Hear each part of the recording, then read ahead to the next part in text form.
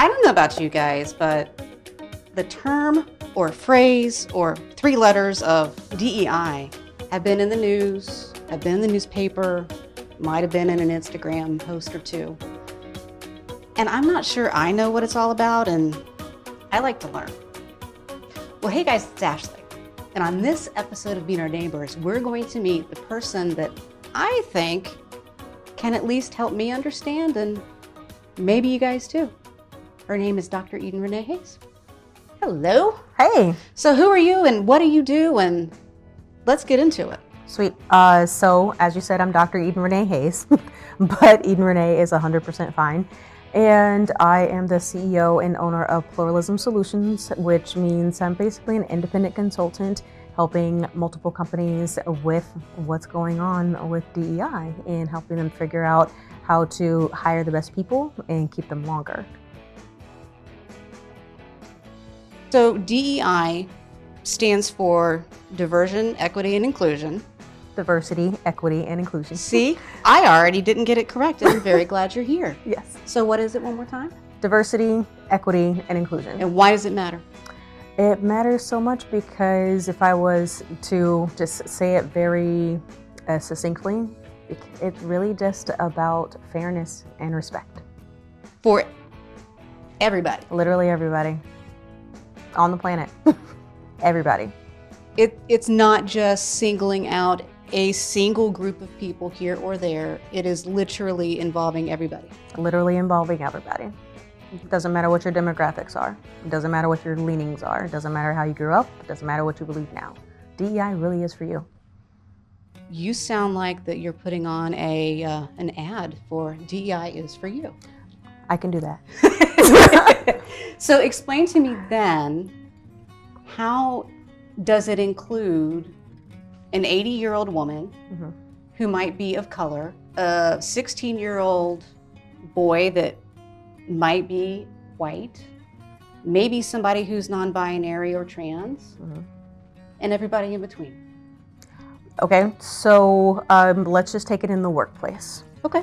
Let's just pretend all of them are applying to one job. Okay. Do they have the qualifications for this job? We'll go with yes. Okay. And if all of them have the qualifications for the job, then all of them deserve to be vetted in a way that shows equity for all of the applicants. Doesn't matter what those demographics are at all. Everybody deserves a chance, if you have the qualifications, to get the job. There shouldn't be any bias or bars, there shouldn't be hurdles in the process of talent acquisition that leads it so that people can't get in because of their demographics. And that's all DEI is trying to do, is ensure that when we are looking at those applications, that we're looking at them all fairly. But then there's also when somebody does get hired, and let's say all of them applied for different jobs now, and they all did get hired and they're all in the same workplace. Maybe they're in, it makes sense that they would be in different divisions, different units of a workplace, but all of them are going to need whatever they need in order to do well in the workplace. Because of course, in any workplace, we want the talent that we hire to succeed, right? Sure. Right. Stronger hiring, stronger business, successful, everything works. Yes, exactly. And that's what DEI wants to. So DEI helps businesses be more successful. 100%, definitely. And it is looking at a piece of paper and saying, this piece of paper says to me that this person is qualified, therefore, they should be given a fair shot at being successful. Yes, they should get interviews too, but yes. Yes. So I do understand that you have done a few talks or podcasts or sessions about this. Yeah. And I've personally not met anyone who's ever done a TED Talk or a TEDx Talk before until today. Well, we've met before, but you did a TED Talk recently. I did. It was fun. It was a lot of fun. What was that process like? Oh gosh, there was, I will say I had a different process than others. Some people apply for a really long time in order to get a TED Talk. And I will not so humbly admit that I applied once and I was able to get in. And but it's still a pretty long runway between being accepted, yes, you're going to have a TED Talk, to actually being on the stage. And of course, you're going to have to write your talk, but it's not just I write it and I'm on the stage. You have to do a lot of practicing. I highly recommend memorizing your talk. My kids helped me with that a lot. They had a lot of fun doing it. And then you have kind of a performance coach. You have a coach helping you with making sure that it's coming across clearly, not just in the way that you speak, but in what you have written. And there's a lot of work to it. Many people say that doing a TEDx is like another job. I agree. Really? Yeah. What was your TED Talk about? Mine was obviously on DEI, on diversity, equity, and inclusion, but I used Star Wars in order to help people to understand. So all of it came from a little bit of wisdom from Jedi Master Yoda. I love that. You could have dressed up as Yoda today. That would have been too. How in the world did you get from Star Wars and Yoda to, I'm going to merge this with everything that I do on a daily basis, and I'm going to talk about it on stage? I am a really big Star Wars geek. What's your favorite movie? Oh, well, I started as a child, so my favorite is Return of the Jedi. Okay. Still. Okay. So I think that's pretty typical. If you were, if you grew up in the 80s, Return of the Jedi is probably your most favorite. If you ever watch How I Met Your Mother, then Barney Simpson breaks it down and tells you it's because the Ewoks remind you of your teddy bears, because they do. That was a really special moment for you, wasn't it? You're like, it makes sense. It does. I was just like, oh my gosh, that makes perfect sense. Like he broke down like why you would like it based upon the age that you saw it. That's funny. Mm-hmm. It's really interesting. So you have this love for Star Wars. Yes. And your life, your professional life is related to DEI, and then here comes the talk. Right. So how do I mesh them together? Yeah. Okay, so I personally believe that Jedi Master Yoda is one of our first DEI practitioners. Okay. So I got personal training as a child in the 80s watching Star Wars frequently. When I was little, that sound, like that 20th century dun dun dun dun dun. Sure. In my head, that was only before a Star Wars movie. It didn't occur to me that it was before any other movies. So when I heard that, I was ready, like run into the TV set and just sit down, like ready to watch. I love it. We had it on a VHS. Yes, so if you don't know what a VHS is, please look it up. I would still very much honor May 4th, which is Star Wars Day, because May the 4th be with you. Yes. Unfortunately, my partner had no memory of watching Star Wars as a child. And you still have a relationship. That's exactly what all of my friends said. They were like, oh my gosh, you're going to break up with him now. I'm just like, no, it's a movie. All we got to do is sit down and watch it. So I started him, all the way from like episode 1, Phantom Menace. I figure if you don't remember anything, you should probably start with episode 1. Fair enough. And not where the rest of us who grew up in the 80s started, which is with episode 4. A New Hope. But basically, even though I had watched it so often and I knew that I loved it so much because that was a way for me as a little black girl in the 80s to see diversity that I did not see in my daily life or on television, because on TV, people who look like me were the best friend and there was only one allowed on any show. Or they were some enemy or some type of evildoer in some way. So in Star Wars and other sci-fi movies, everybody was from another planet, another world, another culture. So I knew that that's what informed me in what I do, but rewatching it next to someone who had no memory of ever watching it at all gave me a completely different perspective. I whipped out my cell phone and was just like, oh my gosh, this is spot on, exactly what we're always trying to teach. Like, you'll see if you watch my talk, one of the things that Yoda says is, judge me by my size, do you? And, his sentence structure is backwards to us. Sure. Yes, respecting his culture. But basically, that's one of the big things with DEI. It's just about how we arrive on this planet looking the way that we do. And that shouldn't have an impact on the jobs that we're able to get, on being able to see ourselves in television, in books, in movies, this in our natural society, and being able to have a friend.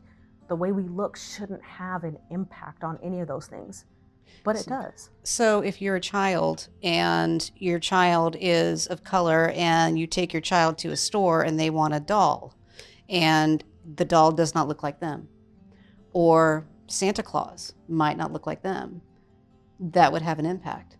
Yes, it can have an impact on them if they don't see representations of themselves. It is totally fine for your child to want a doll or toy or whatever that does not look like them, but they should have an option. When they get to the store, they should be able to see a plethora of different ways somebody can look. Dolls of different sizes, dolls of different eyes, hair colors, skin colors, everything, of different professions. Do you remember the Barbie and I want to say this was mid-90s, you pulled her strings and she says math is hard? Yes. Right. What is it that feeds into the stereotype that women can't do math? That's true. Yeah, and completely negates that our first computers, our first people who really were doing math on a huge level were women. Yes. And specifically, women if of you color. if you watch Hidden Figures, then you know women like Katherine Johnson, who helped to put people up in space. Mm-hmm. Because they were the computers, because they computed things. They used math in a particular way that helped us to be able to travel in a way that they do in Star Wars. I watched your TED Talk, and there were some statistics that I think really, and they impacted me for sure. And the first one was that 35% of all roles that women have in our film industry, is that what it is? Yeah. Are not speaking roles. It was, we're not seeing women speak enough on film. Have you heard of the Bechdel test? I have not. Okay, the Bechdel test is pretty fun. So this is by Alison Bechdel. She's a famous comic, as in comic strip, not comic as in stand-up. And so what she does with her is she just adds a lot of amazing commentary. And now she's a MacArthur fellow. She's a genius, certified by the MacArthur Foundation. But basically, she has a strip of these two women walking down the street deciding to go to a movie. And one of them says to the other, okay, well, I use 3 criteria to figure out whether I'm going to the movies. One is, are there 2 women in named roles? So it can't be a named role and an extra who's just passing by, just physically on film, but not actually doing anything, their background. Second is, do they speak to each other? Do the women speak to each other? Correct. And then the third is about something other than men. That's... So you can imagine we're a statistic 35% of women in speaking roles.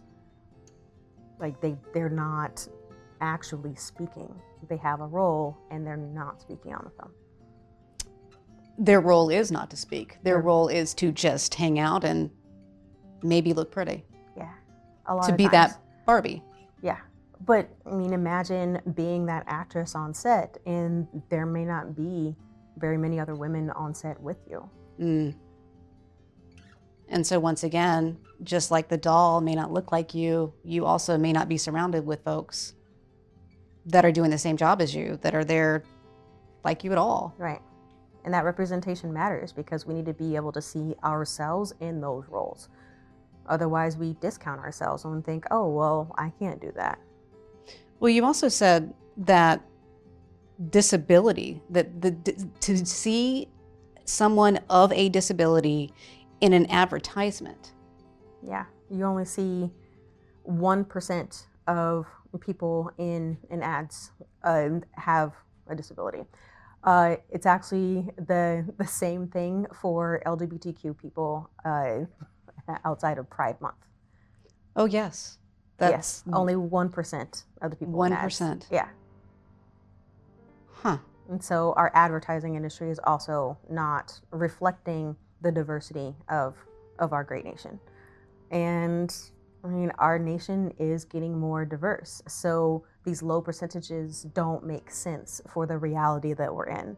Like, I think I'm going to get this right. Like, Gen Z is something in the neighborhood of 45% people of color. Roughly 33% of them don't identify as strictly straight. Those numbers are higher for Alpha, for what we can tell right now. Right now, Alpha is in elementary school. So, but we still have a pretty good idea with just a birth demographics that it's a lot of kids of color. We should be seeing that on film as well. And the film industry is definitely doing better with showing more people of color and showing people who look like me in more diverse roles. So not just a BFF, but in the starring role, and also more of us in the same show and just doing different things. So not just an athlete, but also a nerd. So the generation that is not mine, they might want to buy things. They might want to see a movie. They might want to, I don't know, wear clothes. And they see these things that they might want on television. Mm-hmm. So it really is an benefit to the economy to highlight everybody that's here. Yeah. That seems so simple. Yeah, that's very, very true. It is actually pretty simple, and study after study really does show exactly that diversity, equity, and inclusion are phenomenal for business, excellent for your bottom line. How do you know so much about all of this in the first place? Yes, we've established you're a woman of color. I don't think that you had a card that you were handed when you were born that says, and now you are an expert. No, I'm pretty sure when I was born, I wouldn't have been able to read the card if I was given it. Oh. Yeah, so basically, no, I learned.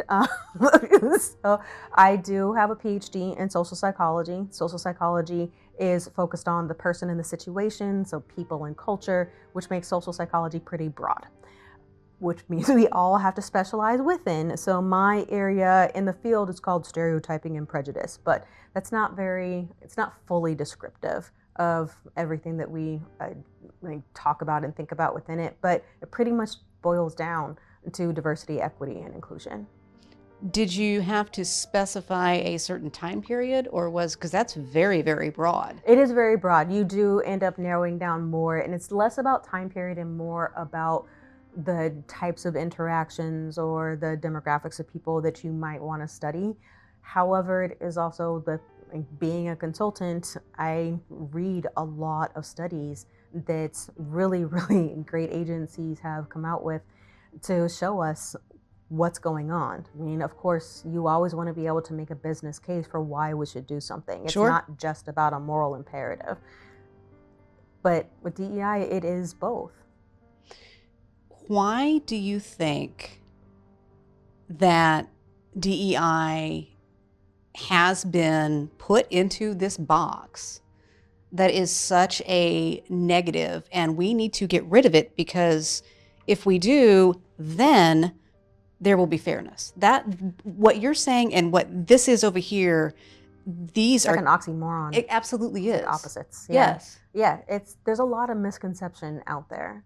Is people focus a lot on the acronym DEI, okay, not realizing that it's not new. The idea of diversity, equity, inclusion, it's not something that just happened in 2020. It's been around for a long time, but it also has different iterations. When I was young and my mom was working, it was called a tolerance and sensitivity training. It wasn't called DEI then, but that doesn't mean it didn't exist. It was the same thing. It was the same ideas, but just like how people change, culture evolves, DEI has to evolve too, because that's what happens with culture, and that's what we're trying to do, is trying to think about how is it that we can do our best job to support all the people that are here.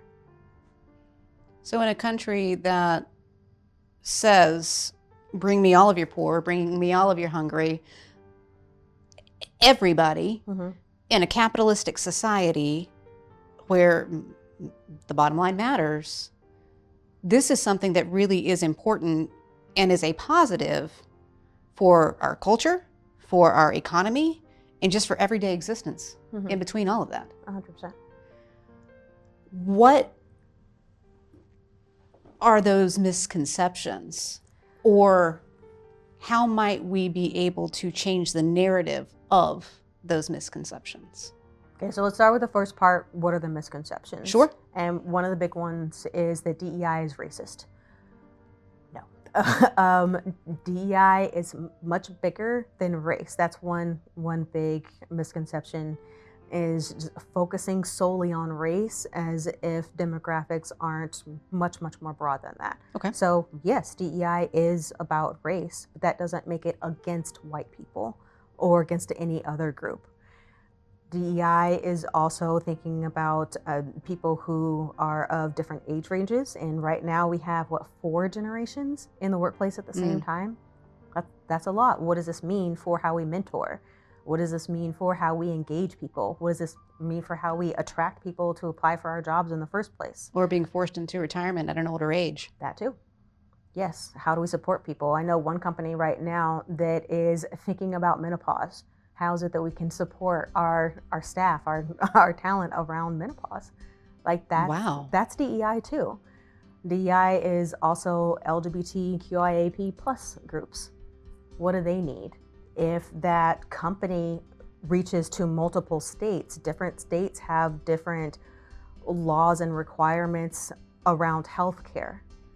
So how is it that they can put out, okay, if you're in this state, this is the type of healthcare that is allowed and provided. If you're in that state, this is the type of healthcare that's allowed and provided. These are the things that you need to know, because you are trans or non-binary and your healthcare needs look a little bit different than the next person.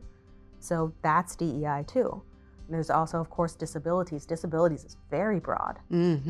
Because we have to think about people who are neurodiverse, so they think differently than other people do. That can make them excellent at certain jobs. We want them in those jobs. They need to be supported in particular ways in order to do their best job, and we want everybody to be able to do their best job at work. That makes a lot of sense, because you take someone who is really into math. Maybe that is part of a quote-unquote disability, but it also could be their superpower in a way. Yeah, totally. Because they're going to rock the heck out of math, and I would fail miserably. I would do a better job on a verbal interview than they might. And I would do a horrible job at that actual job than they would. Possibly.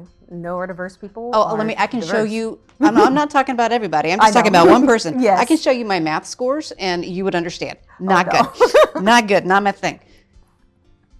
But for me to be considered for that position over somebody else, that would be incredibly wrong. Yes, it would be, because we should be looking at the qualifications, and we should not be creating artificial barriers about demographics that have nothing to do with the job. What other misconceptions are there?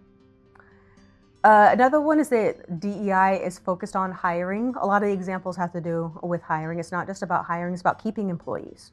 Which you want to do. You do want to do that because it's very expensive when you let go of an employee, whether you do it for reasons that you want to or reasons that you don't, or under duress or anything else. But when there's turnover, it's very costly to the organization, because you're paying somebody to be able to do their job and someone else's. You're pulling other people away from their jobs to focus on, like, okay, who are we going to hire to replace this person? And then when you replace that person, someone else has to train them. It's a lot cheaper to keep your people. I'm going to be a part of this ad now. I mean, my goodness, if you want to keep your people, if you want to have a good economy, if you want to have a happy company. Yes. We need to have a DEI talk. Yes, we really do. We need to be talking about what's going on with how we can best engage our employees. And our employees are going to come from different backgrounds. And they're going to feel welcomed, and that's a gnarly idea. Yes, exactly. We want them to feel welcome. We want them to want to work here, because then they want to stay and they want to do their best job. And you want to be able to hire people of different perspectives, because that's where innovation comes from. If we don't think alike, then we can really attack those issues that the business is having problems with together in a way where we can see all the multiple angles where, well, I really like this initiative, but here's an area where we need to consider more before we get this out there. Here's an area where we can innovate in another way. Here's an area where, okay, maybe we can't do this, but another team can. So there's many different things we can do. Oh gosh, and think about the marketing, because there's so many ads that go out there, and then companies have to basically do another marketing campaign to undo the previous marketing campaign. Yes, I'm thinking of many different things in my head. Some print, some some commercials, and it's just like, if you had a team in there that think differently, then you would have been able to see this problem before it happened, and you wouldn't be having to do a cleanup job. That cleanup job is pulling you away from the message that you want to put out there. There was someone in that room, or actually, there's someone that should have been in that room, Yeah. that could have been in that room, that have said, now, hold on a second. Yes. How is this going to come across Uh-huh. to this demographic of people? Do we really want to put a stereotype of that demographic out here? Do we really want to spend time doing a cleanup job when we could have just done a great job in the first place? Our reputations would not have been tarnished, and in fact, they probably would have been better. Yeah. Spent a lot less time, as you just said, save money, maybe made money. The goal was to make money instead of spend it on something else. Okay, so then those are the couple of misconceptions. How can we flip that narrative then? How can our neighbors, how can we change this? We can start by watching this show. I like her. I didn't even ask her to do it.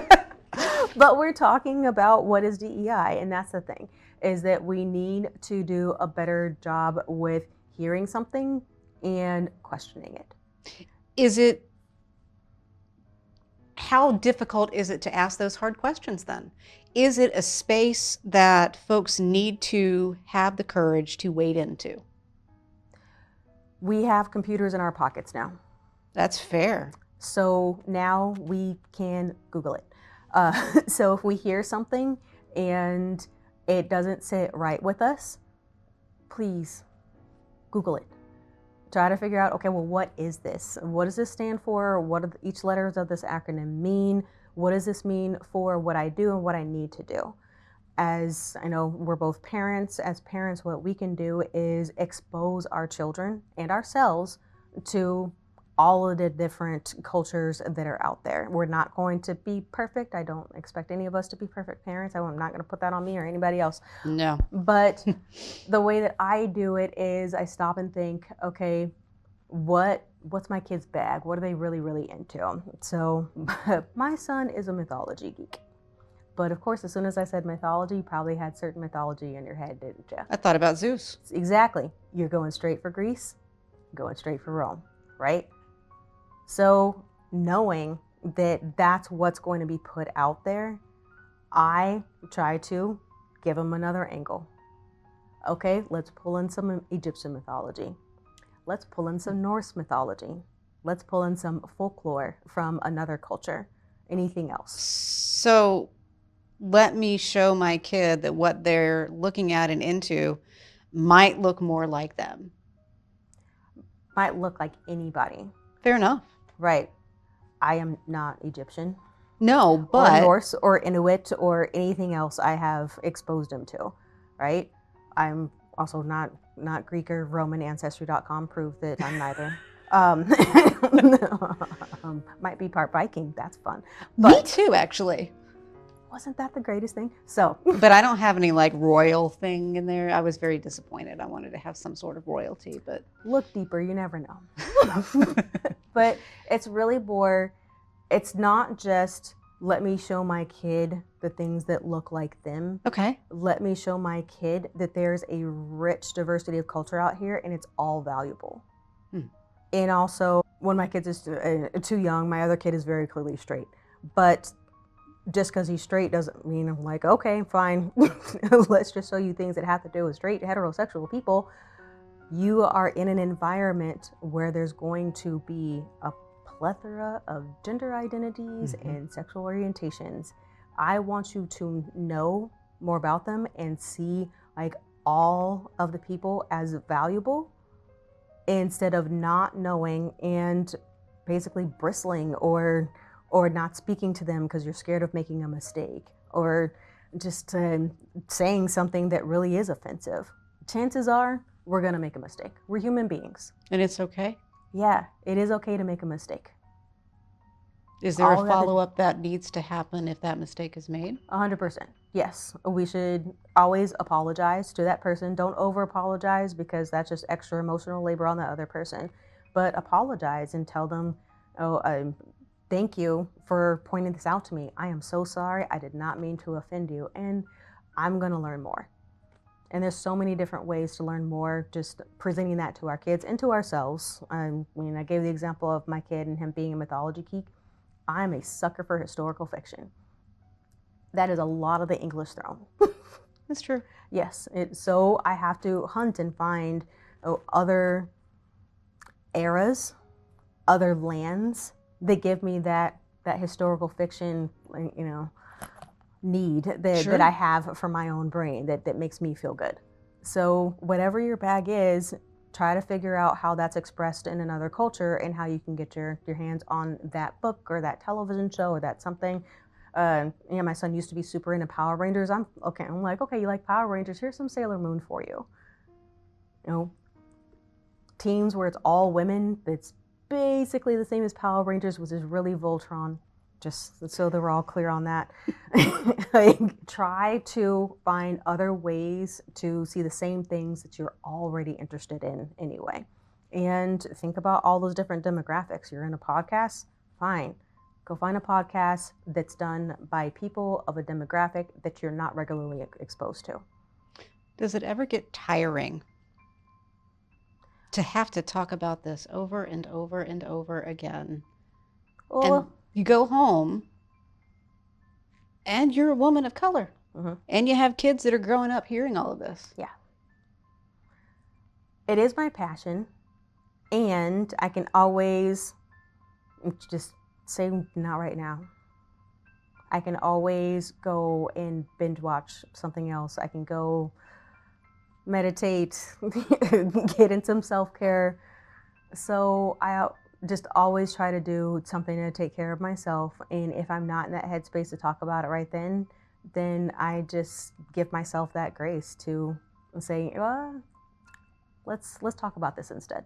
Fair enough. And say, or probably give a couple of resources. If I don't want to talk about it in that moment, I can give someone some resources to where they can find out the answers that they're looking for and then pivot to talking about something else. Because you do have a business that does talk about talking Yes. about DEI. Yes. And is that just for corporations? Is that for anybody? Gosh, no. Okay. Yeah. So just because you happen to live in Wayland, someone in California or Arizona or, I don't know, England, they could maybe go to a website and find out some resources and get in touch with an expert about all of this? Yeah, you can definitely find me very easily through my website, pluralismsolutions.com. And of course, you can always Google to find out more. Don't just trust Google only because we know the internet is not completely clean and fact checked. I don't know if you know this, but not everything online is true. Exactly. So I just want to point that out and to make sure that we're finding everything that we need and finding backup resources with that. But yeah, I do have clients in California. I almost had a client in England. That was fun. Yes, I've done a lot of work for Canada as well, lots and lots of different states. So yeah, and also not just corporations, K-12, higher ed, hospitals, which are technically nonprofits. Yeah. You're here to talk. I'm here to talk. I'm here to help. I just want to support people because for me, it's all about helping us to be the humans that we want to be. So I refuse to believe that we want to be unkind and mean to people, that I don't think people want to be biased. I just refuse to believe that. That's true, because we're taught as kids to hold the door open for people. Yeah. I mean, that's just a basic thing that we're taught, to say thank you and please, and we're not taught to be anything other than that. Those are our manners. Yeah, we're taught to be kind, we're taught to be good, and we want to be good people. That's part of our brain. It wants us to think of ourselves as a good person. That's probably where some of the defensiveness around DEI can come as well. Like when someone makes a mistake, for example, and they're like, oh no, you don't know where my heart is. You don't know where I volunteered or where I put my money. And instead, when someone points out something to us like that, instead of getting defensive, we should be stopping and thinking, this person wants to maintain our positive relationship, whether that's a working relationship or a friendship or just acquaintances. It's giving grace. Yes, the person is trying to say, I know you don't want to come across like this. You're not going to know how you come across unless someone says something to you. We can check ourselves too. But if you offended somebody and it looks like you don't know that you offended someone and someone says something, have grace for yourself and thank that person too. Forgive yourself. You're human. We're going to be human. We are going to make mistakes. There's no way to know every single thing about every single culture, but we can do a better job of exposing ourselves because we're exposed to bias way more than we think that we are. Thinking about those statistics around ads and representation, yes. Even just walking through through the toy aisle. That's true. When you were bringing up Barbie, I was thinking, well, I guess she didn't like math, but she sure was a flight attendant. I mean, there are ways that even just these kids with whatever the dolls are dressed as, that is a stereotype that's being put on them. Yeah, it was a while before Barbie was a doctor. And it was a big deal when that happened too. Yeah. What is something about DEI that I haven't asked that you want to just say?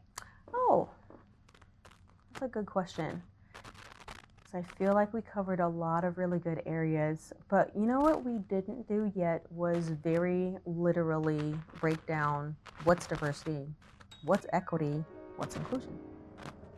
That probably matters a little bit, huh? Yeah, we should start back at the beginning again. Okay, hold on, rewind.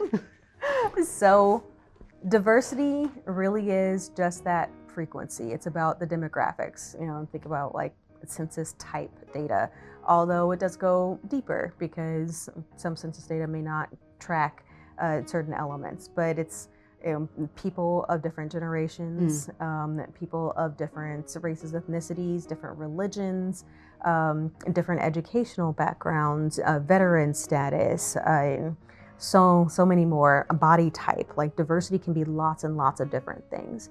When we're talking about it in a workplace, it really is how many do we have of this demographic, that demographic, that demographic, that demographic. It really is, that's really all diversity is. So our greater focus is truly on the equity and in the inclusion. And equity has to do with the fact that not every single individual has the exact same starting point to get to the goal. And that goal could be financial. That goal could be just getting this job right now. That can be something else. Getting into school. Getting into school, yes. Just getting a grade on a test, like whatever it is. Not everybody has that same starting point. Not everybody has exactly the same tools. I actually saw this really, really good, like a Instagram type short, and she gave an excellent example. What she did is she said that at the beginning of the school year, one thing she does is has all the kids talk about their boo-boos.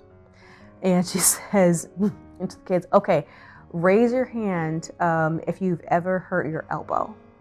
And calls on one of the kids who's raised their hands and says, okay, how did you hurt your elbow? It's like, okay, oh, I fell off my bike and I just got all scratched up. Look, I still have a scar. It's like, okay. Oh gosh, that sounds really hard. I hope you're feeling better now. I'm gonna give you a Band-Aid for your elbow. And then she says, okay, raise your hand if you've ever skinned your knee. And of course, many kids are raising their hands. Kids should be, should be outdoors skinning and hopefully not breaking, but having a good time out there. But they're gonna get some scrapes. So gets a an answer from one of the kids, and the kid, like, I don't know, maybe fell out of the tree or something, and skinned their knee. Like, oh yeah, look, it's like it's still healing from that one. Like the scar still itches. Like, okay, here's a Band-Aid for your elbow. That doesn't make sense, does it? No. We talked about the knee. Yep. So that's why we point out equity instead of equality. Equality means everybody has this Band-Aid of this size, of this color of the Band-Aid and whatnot, and it's all for the same place. Everybody has the exact equal thing. That's not going to work for everybody because somebody didn't skin their elbow, they skinned their knee. You need a different size Band-Aid. That's simple. Right, and you need it in a different location. You may even need the adhesive to be a little bit stronger. Yeah, that's true. There's lots of things. So they might not have that same body part. I mean, there are so many ways that you could go with that. Exactly. So I just really like that particular clip. I and try to figure out how to work it into workshops sometimes to help to understand like what's going on here. Like, why are we saying equity? Why isn't it equality? If I just give everybody exactly the same thing, why isn't it going to be like the same outcome for everybody? Because everybody actually does have a little bit of a different need. And we have to figure out what that is so we can provide that so everybody can be supported in the way that they can do their best job. Whether that be a student in school, a teacher in the classroom, or somebody who's working. Sure. Anything. So with that, that's like the difference between like equity and equality, but then there's inclusion. And inclusion has more to do with the culture itself. Just going back into that workplace, do people feel as if they contribute in a meeting that they are going to be valued? Are they going to be heard? Are they going to be cut off? Are they going to experience retaliation for what they said in the meeting? It's about that welcoming environment. It's about feeling like I can engage here, and if I can engage, then I can give my best talents here. If I can't engage, then I can't really show my best talents, can I? It's empowering. Exactly. So many people do add a B, belonging, to DEI, so DEIB. And belonging is more of that outcome. Belonging is showing us that the efforts that we're making around diversity, equity, and inclusion are working. I mean, I'm terrible at math, but that seems like a math equation. It does. It does seem like a very nice formula for us to be striving for. I think that that's a really good place to end. Thank you so much for coming. Oh gosh, this was fun. When I was a kid, my parents really ingrained in me that manners were important. I needed to stand up for someone that needed to have a seat. I needed to hold the door open. I needed to say, yes, ma'am, no, sir. My parents were trying to ingrain in me that those that were around me, they mattered. I needed to see them. I needed to validate their need. And if I could, I needed to help them. And from what we heard today, that seems exactly what DEI is. And that B part, that belonging, well, that matters a lot too. Because if somebody feels seen and heard and empowered, and if they have the ability to have a fair shot at simply, I don't know, existing, being successful, they're going to feel like they belong. And don't you want to belong too? I do. Who do you think that we should meet next? Don't forget to subscribe, like, and share my channel.